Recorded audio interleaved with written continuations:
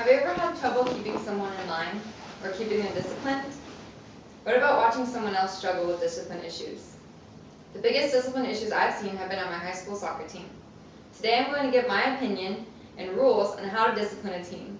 The most effective way to keep a group of teenagers in control is to exercise good discipline and make sure they know they aren't the boss. Before I get into all the details, let me paint you a picture of what can happen without proper discipline. My high school soccer team lost every single game this season and ended up in last place because our coach didn't know how to punish the people that acted up.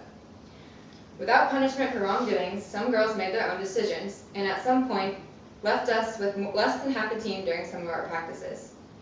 The girls would walk all over our coach, scream at people, and even curse. When people feel like they are in control, they begin to get a feeling that they are invincible, which is wrong, and they should be told so. Not only is it their fault, but the fault of the coach and their parents as well. Another huge problem on our team was drugs. The girls on my team have gotten into drugs, which only fed the fire. No one ever punished them, including their parents. Even when their teammates began to see the problem, we couldn't do anything without a higher authority recognizing. That's where the parents come in. The same way the girls had taken over the team because they were never punished, they also ruled their households because their parents didn't do anything. Not only did the drugs help these girls acquire their bad attitudes, but their parents didn't help to get rid of them. At this point, you may be wondering, what's possibly worse than one aggressive girl on drugs who bosses everyone around? The answer to that question is multiple girls.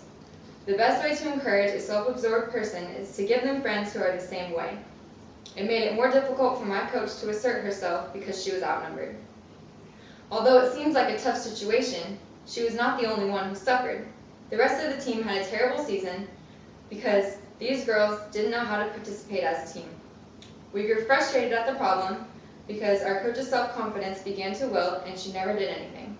As time went on, some of us began to retaliate, angry that no one would stand up and fix the problem. Here's where I come in, because after sitting back for a year and watching this happen, I've seen a lot and learned a lot about how things should be done. First of all, a coach needs to be able to assert herself, no matter how many people she has to discipline. If she has to make them run every day, she needs to punish their bad behavior. Every time someone gets away with something, it makes them feel like they can keep doing it. The teammates need to learn when to step up and say something as well. Just because you may feel like you have no stand, you're standing out more than people who aren't saying anything. Drugs are unacceptable, and so is backtalk and putting down other teammates. In my opinion, people should be suspended or kicked off if this terrible behavior is continuous.